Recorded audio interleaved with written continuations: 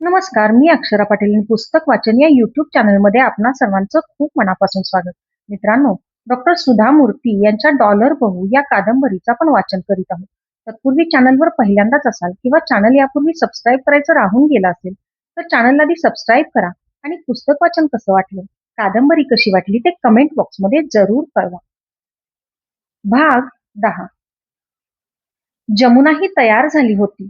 मोठ्या काटाची रेशमी साडी, हिऱ्याची कानातली, हातात वेगवेगळ्या प्रकारच्या सोन्याच्या बांगड्या, गळ्यात नाना प्रकारची आभूषणे घालून एका मोठ्या चांदीच्या भांड्यात तिनं केशरी भात करून घेतला. तिला या थाटात पाहताच गौरम्मा चकित झाल्या. लग्न घरातल्या नवऱ्या मुलीनं रिसेप्शनच्या वेळी नटावं तेवढं त्यापेक्षाही जास्त जमुना नटली होती. अगदी काढायचंच म्हटलं तर केसातल्या भरगच्च गजऱ्याची तेवढी कमी होती. मुलींनी चांगले कपडे घालावेत, दागिने घालावेत अशी गौरम्मांना नेहमीच हौस होती. तरीही जमुनेचं नटणं पाहून मात्र त्यांना हे थोडं जास्तच झालं असं वाटलं. तरी त्या काही बोलल्या नाही. उगाच डॉलर सुनेच्या उत्साहावर पाणी फिरायचं. हळूहळू गौरम्मा सावध होत होत्या. चंद्रू मात्र हे नेहमीच असल्याप्रमाणे तिकडे फारसं लक्ष देत नव्हता. जयाचं घर खूपच मोठं होतं. Swimming pool, TV room, study room, library अशा आणखी अनेक व्यवस्था तिच्या घराला होत्या. या गावातील सर्व भारतीयांमध्ये जयाचं सर्वात श्रीमंत असल्याचं दिसत होतं. पण तिच्या वागण्या बोलण्यात कसल्याही प्रकारचा गर्व दिसत नव्हता. भल्या मोठ्या हॉलच्या मधोमध लाकडी पाटावर नंदादीप ठेवला होता. मोठ्या मापट्यामध्ये तांदूळ भरले होते. कडुलिंब गुळ नसला तरी वातावरणात सणाचा उत्साह भरला होता. रंगीबेरंगी कागदानी हॉल नटवला होता.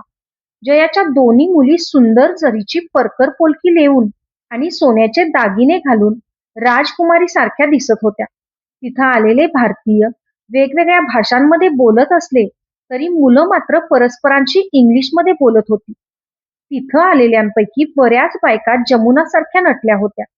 प्रचंड किमती साड्या, हिऱ्याचे आणि सोन्याचे भारी दागिने, गळ्यात वेगवेगळ्या प्रकारचे हार. गरीब मास्तरांची पत्नी म्हणून आयुष्य काढलेल्या निरलंकार गौरम्मा, होय, हातातल्या 2 बांगड्याही त्यांनी याच सुनेला दिल्या ना, भेदरून जाऊन सभोवताली पाहत होत्या. त्यांच्या अल्पज्ञानाप्रमाणे बेंगळूरमधलं प्रतिभानंदन ज्वेलरीचं दागिन्यांचं सर्वात मोठं दुकान होतं. पण इथं असलेल्या प्रत्येकीचे दागिने एकत्र केले तर तसली 8-10 दुकानं तयार होती. त्यांच्या अंगावरच्या भारी साड्या एकत्र केल्या तर चिक्कपेटेतल्या कुठल्याही दुकानातल्या भारी साड्यांपेक्षा जास्त किमतीच्या भरतील. काय हे वैभव! गौरम्मा अवाक होऊन सारं ऐश्वर्य पाहत होत्या. स्टेप कट, थोडी लालसर छटा, थोडंसं कुंकू, अंगावर भारी साडी नेसलेली एक युवती गौरम्मांकडे येऊन म्हणाली, तुम्ही मला ओळखलत का? गौरम्मांनी निरखून पाहिलं. कुठंतरी कधीतरी पाहिल्याचं अस्पष्ट आठवत होतं. नाव आठवत नाही, पण कुठंतरी पाहिलंय खरं. तीही मंद हसत म्हणाली, मी तुमच्या यजमानांची विद्यार्थिनी, चित्रा माझं नाव. लहान असताना मी तुमच्या घरी खूप वेळा यायची, फार पूर्वी. विस्मरणाचा खडक बाजूला सरला. अरेच्चा, तू चित्रा? त्या म्हणाल्या. पण मनात आश्चर्य उमटलं. ही त्यावेळी कशी होती? सडसडीत बांबूच्या बाहुलीसारखी. आता कशी दिसतीये? रसरशीत टोमॅटो सारखी. त्यांच्या चेहऱ्यावरचे भाव वाचित ती आणखी म्हणाली, मी शंकरअण्णांची मुलगी चित्रा. आता ती खूपच वेगळी दिसतीये ना? तुम्ही मला खूपच दिवसांनी पाहताय. गौरम्मांच्या मनाचा आणखी गोंधळ उडाला. शंकरअण्णांची मुलगी चित्रा आणि इथं? हिच्या लग्नाला शामण्णा मास्तर गेले होते. नंतर ती विधवा झाल्याची बातमीही ऐकल्याचं गौरम्मांना आठवत होतं. चित्रानंच पुढे विचारलं, अम्मा, सर चांगले आहेत? ते का आले नाहीत? पुन्हा कधीतरी येतील ते. चित्रानं विचारलं, अम्मा, उद्या रविवारी सकाळी आमच्या घरी याल काय? तूच मला घेऊन जायला पाहिजेस. गौरम्मा उत्साहानं म्हणाल्या. आपली भाषा बोलणाऱ्यांच्या घरी जायचा उत्साह तर होताच. त्याचबरोबर ही चित्रा इथं कशी आली हे जाणून घेण्याची उत्सुकताही प्रबल होती. मी येईन तुम्हाला घेऊन जायला. तुमच्या सुनेकडून तुमचा पत्ता घेते. चित्रा टेबलावर ठेवलेलं हळद कुंकू, ओटीचं पाकिट, लाल हिरवी सफरचंद, खाऊची पिशवी घेऊन निघून गेली. जयानं सगळ्यांसाठी जिलेबी, बेसन लाडू, खारी बुंदी या पदार्थांची पाकिटं तयार करून ठेवली होती. शिवाय घरी आलेल्यांना बिशीबेळे, अन्न, दही भात, सॅलड वगैरे खायलाही ठेवलं होतं. सगळे निघाले. जयानं प्रत्येकाचा निरोप घेतला. तेव्हा न राहवून गौरव्वा म्हणाल्या, तुम्ही एकटीनं एवढा सगळा स्वयंपाक केला? सुमारे 200 माणसं तरी जमली असतील. मला बोलावलं असतं तर आले असते मदतीला. गौरम्मांचं ते मनापासून बोलणं ऐकून जयाला आनंद झाला. आंटी, मी शिकागो स्वीट होमला ऑर्डर दिली होती. मला एकटीला एवढं सगळं जमणं कसं शक्य आहे? तसं नव्हे, आजचा स्वयंपाकही मोठं काम होतं. होय, देवळातल्या पुजाऱ्यांच्या पत्नीला सांगितलं होतं. त्या आल्या होत्या. त्यांनी सारं करून ठेवलं होतं. आंटी, तुम्ही आणखी एखाद्या दिवशी या. आज सगळ्या गोंधळात नीट गप्पाच झाल्या नाही. जयाच्या बोलण्यातून भरपूर प्रेम व्यक्त होत होतं. गाडीतून घरी परतताना बाळ झोपलं होतं. गौरम्माने विचारलं, चंद्रू, जया दरवर्षी एवढा खर्च करून युगादी सण साजरा करते? होय, आल्यापासून पाहतोय. त्याच करतात. त्यांच्याकडे भरपूर पैसा आहे. कितीही खर्च केला तरी संपणार नाही एवढा पैसा. मोठेपणा दाखवायला म्हणून त्या मुद्दाम पुढाकार घेतात. जमुना असूयेनं म्हणाली. तसं नव्हे जमुना. मग होय, तिनं केलं एवढं तरी आपण म्हटलं पाहिजे. गौरम्मा सौम्यपणे म्हणाल्या. हेच विनीतेनं म्हटलं असतं तर त्यांनी रागावून हेच सांगितलं असतं की नाही? हा भेद का? चंद्रू, उद्या शंकरानांची मुलगी चित्रा मला घेऊन जाणार आहे आपल्या घरी. अम्मा, तुझी कशी तिच्याशी ओळख? तुला आठवत नाही? आपल्या शाळेत शंकरांना शिपाई म्हणून काम करायचा. त्याची मुलगी चित्रा. तिला तिच्या मामाला दिली होती. कुणाविषयी बोलताय? चित्रा जोसेफ विषयी? मध्ये जमुनानं विचारलं. नाही, शंकरानांच्या मुलीविषयी.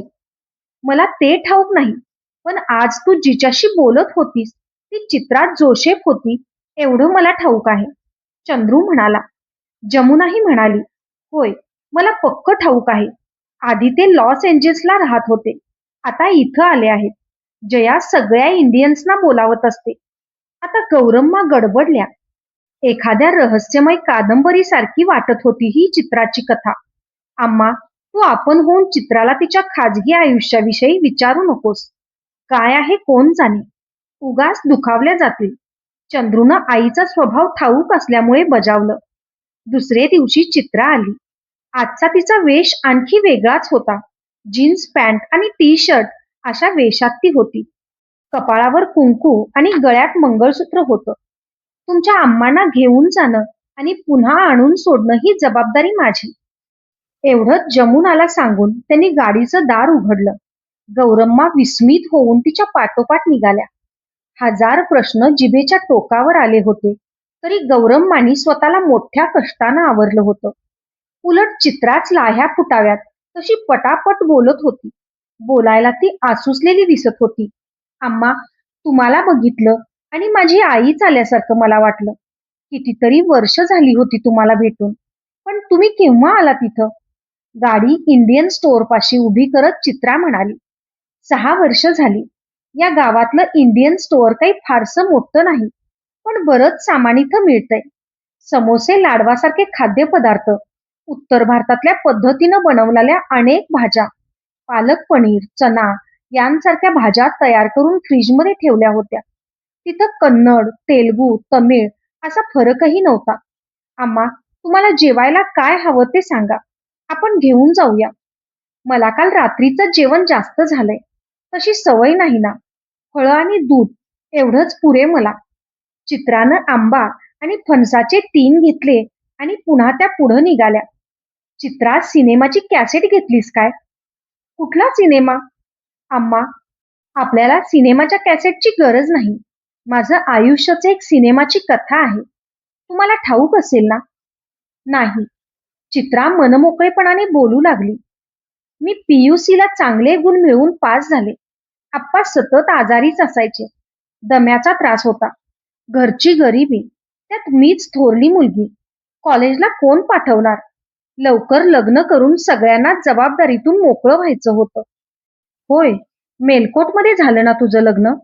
हे शाळेतले इतर मास्तर, मॅडम मेलकोटला तुझ्या लग्नासाठी गेल्याचं आठवतं मला. होय, तुमची स्मरणशक्ती फारच चांगली आहे. माझ्या मामाशीच, मानप्पा त्याचं नाव, माझं लग्न लावून देण्यात आलं. तेव्हा मी 17 वर्षाची. अगदीच आजान वय ते. मानप्पा माझ्यापेक्षा 10 वर्षांनी मोठे होते. त्याला दारूचं व्यसन होतं. शिवाय जुगारही खेळायचा. हे सगळ्यांना ठाऊक होतं हं. तरी घरात कुणीही या लग्नाला विरोध केला नाही. सगळे म्हणत राहिले उलट, मीच फार नशीबवान.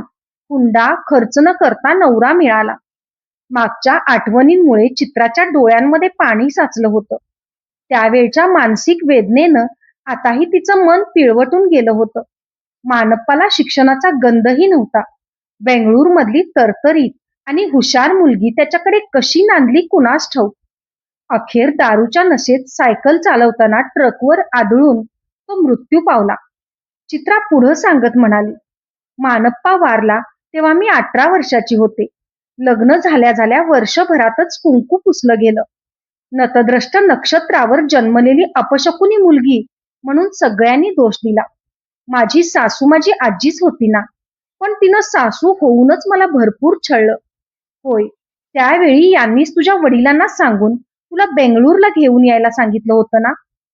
खरंय अम्मा, त्यावेळी सरांनी जे उपकार केले ते मी आयुष्यात विसरणार नाही. नाहीतर आजही मी मेलकोटमध्ये उष्टी खरकटी भांडी घासत राहिले असते. तू बेंगळूरमध्ये असताना टायपिंग क्लासला जात होतीस ना? तीही तुमचीच दया. तुम्हाला ते आठवतंय की नाही कोण जाणे. मला मात्र आठवतंय. सर दरमहा 15-20 रुपये द्यायचे. त्यामुळे मी टायपिंग शिकले. हे मात्र गौरम्मांना ठाऊक नव्हतं. शामण्णांनी हे घरी सांगितलं नव्हतं. पण हे शामण्णांच्या स्वभावानुसारच होतं. 4 पैसे देऊन त्यांनी शंकरप्पाला तिला काहीतरी शिकव, तिला तिच्या पायावर उभी राहू दे, असं बजावलं असलं पाहिजे. तुमच्या सगळ्यांच्या पाठबळामुळे मी आज इथं आहे. टायपिंग संपल्यावर मला तिथं लहान नोकरी मिळाली. 400 रुपये पगार होता. पण काम भरपूर असायचं. याच वेळी वडिलांची नोकरी संपली. आम्ही गावाच्या दुसऱ्या टोकाला राहायला गेलो. त्यामुळे तुमच्याशी भेटी होण्याचं प्रमाणही कमी झालं. होय, पुढं तुझ्याविषयी काही समजलं नाही. गाडी काही वेळ मूकपणे धावत राहिली. रस्ता यांत्रिकपणे मागं पडत होता. खिडकीबाहेरचं जग बघायची गौरमांची हौस राहिली नव्हती. त्यांच्या मनात चित्राच्या जीवनाविषयीचे विचार तरळत होते. गरिबीमुळे गांजलेली चित्रा, विधवा चित्रा, टायपिस्ट चित्रा, आता समोर असलेल्या चित्राचं स्वरूपच वेगळं होतं. कंपनीमध्ये काम करत असताना गोविंद भेटला. तोही आमच्याच जातीचा. काम करता करता ओळख झाली. तो आमच्या घरीही यायचा. एक दिवस त्यानं मला लग्नाचंही विचारलं. सगळ्यांना आनंद झाला. खोटं कशाला सांगू, मलाही आनंद झाला. तो कुठल्या गावचा? चित्रदुर्गकडच्या एका खेड्यातला. त्यावेळेपर्यंत माझा पगारही 800 रुपये झाला होता. माझ्या पाठीवर एक भाऊ आणि 2 बहिणींची जबाबदारी होती. घरची जबाबदारी होती. पण लग्नाची आशाही होती ना. त्याला सांगितलं, लग्नानंतर निम्मा पगार भावंडांना आणि निम्मा तुला देईल. बिचारी, काय हिचं जीवन. गौरम्मा कळवळल्या. भावंडांची जबाबदारी, त्यात वैधव्याचा साज, याला जीवन म्हणायचं काय? मी गोविंदालाच लग्नाची तारीख ठरविण्याविषयी विचारलं. त्याच वेळी माझ्या आधीच्या लग्नाविषयी आणि पाठोपाठ आलेल्या वैधव्याविषयी सांगितलं. नवरा बायकोच्या नात्यात काहीही गुपित राहू नये ना. होय, अगदी बरोबर आहे तुझं. पण त्याचा परिणाम काय झाला ठाऊक आहे? दुसऱ्या दिवसापासून गोविंदानं माझ्याशी बोलणं सोडून दिलं. का? त्यानं माझ्यावर आरोप केला, तू मला फसवलंस म्हणून. नंतर त्यानं सुनावलं, मी कशाला विधवेशी लग्न करू, माझ्यासाठी मुलींची लाईन लागली आहे. खूप वाईट शब्दात त्यानं माझा पाण उतारा केला. मग तू काय केलंस? काय करणार? खूप मनस्ताप झाला. पण नोकरी सोडता येत नव्हती. दररोज गोविंद समोर दिसायचा. पण त्यानं बोलणं टाकलं होतं. जीव द्यावा असंही वाटलं. मी विधवा म्हटल्यावर गोविंदाचं माझ्यावरचं प्रेम क्षणार्धात आटलं. त्याचं माझ्यावर प्रेमच नव्हतं म्हणायचं काय? त्यानंतर माझं जीवन असंच राहील काय? सारं आयुष्य निष्प्रेम अवस्थेत काढायचं काय? अगदी चक्रव्यूहात सापडल्यासारखी तुझी अवस्था झाली म्हणायची. एक दिवस तर मी इतकी वैतागले होते की मरून जावंसं वाटलं होतं. त्यावेळी सौम्याचं पत्र आलं. कोण ही सौम्या? मी जिथं काम करत होते त्या कंपनीच्या मालकांची मुलगी सौम्या. ती आणि तिचा नवरा केशव अमेरिकेत डॉक्टर असल्याचं मलाही ठाऊक होतं. लॉस एंजिल्समध्ये ते राहतात. सौम्याला जुळी मुलं झाली होती. घरचं आणि हॉस्पिटलचं बघणं तिला कठीण जात होतं. शिवाय लग्नानंतर 10 वर्षांनी झालेली जुळी मुलं सांभाळण्याची जबाबदारी होती. दोन्ही मुलीच आहेत, माया आणि ममता. एखादी इंग्लिश येणारी चुणचुणीत मुलगी मदतीसाठी पाठवा म्हणून तिनं वडिलांना लिहिलं होतं. असं, अशी तू इथं आलीस? होय. नशीब कसं कुठं घेऊन जातं ते सांगता येत नाही. त्यावेळी तर मला जीवच नकोसा झाला होता. बेंगळूर सोडून कुठंतरी पळून जावंसं वाटत होतं. मी लगोलग इथं यायला तयारी दर्शवली.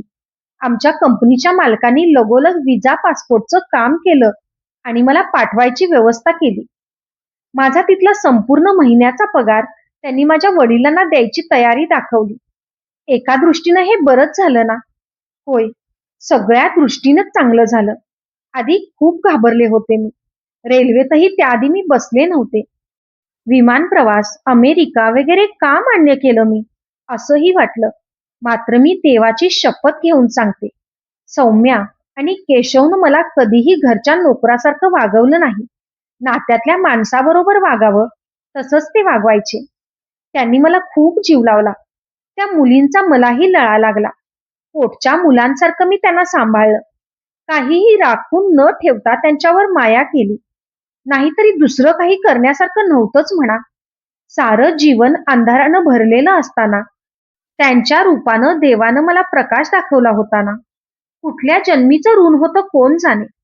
आता तिच्या डोळ्यांमध्ये दुःखाऐवजी कृतज्ञतेचे अश्रू होते. त्यात कुठल्याही भाषा, जाती पंथाचा स्पर्श नव्हता.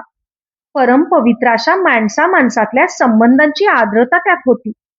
बोलता बोलता घरचा रस्ता चुकला होता हे लक्षात येताच चित्रा म्हणाली, बघितलं अम्मा, दररोज या रस्त्यानं मी ऑफिसला जाते. त्यामुळं मी विसरून या रस्त्याला आले. तू नोकरी करतेस? होय. सौम्याच्या घरी असताना मी पुढे शिकू लागले. इथं संध्याकाळच्या वेळी अनेक छोटे मोठे कोर्सेस असतात. केशव आणि सौम्यानं मला आग्रहानं शिकायला लावलं. ड्रायव्हिंगही शिकवलं. मीच घरी लागणाऱ्या सामानाची खरेदी करत होते. स्वयंपाक करत होते.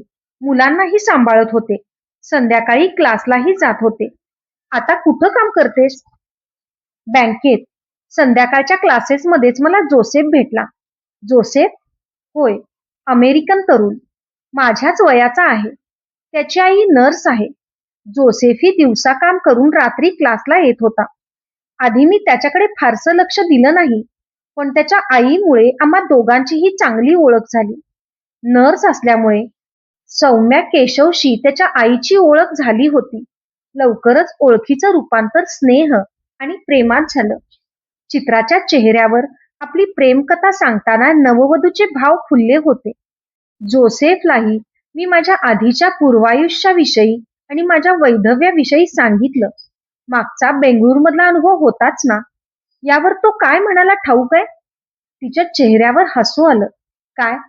म्हणाला, यानंतर पुन्हा होऊ नकोस म्हणजे झालं. नाही म्हटलं तरी गौरम्मांना हसू आलं. ते आवरत त्यांनी विचारलं, यावर सौम्या काय म्हणाली? ती म्हणाली, जोसेफ फार चांगला मुलगा आहे.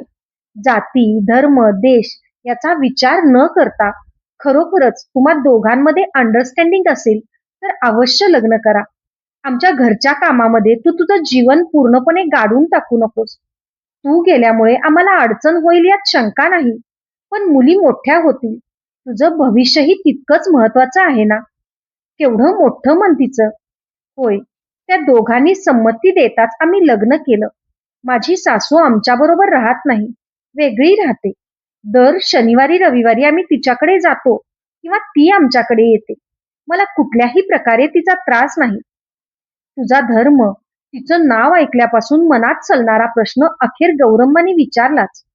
जोसेफनं सांगितलं, तू ज्या धर्मात जन्मलीस आणि आतापर्यंत ज्या धर्माचं आचरण करतेस त्या धर्मावर तुझी श्रद्धा असेल तर तू त्याच धर्माची राहा. माझ्या धर्माचं मी पालन करतो. माझ्या कुठल्याही प्रकारच्या धर्माचरणामध्ये त्यांची आडकाठी नसते. मी त्यांच्या धर्माचरणात आडवी येत नाही. मी देवळात जाते, मंगळसूत्र घालते. अगं, मानव धर्म सगळ्या धर्मांपेक्षा श्रेष्ठ आहे. तुम्ही दोघंही तो मानता ना?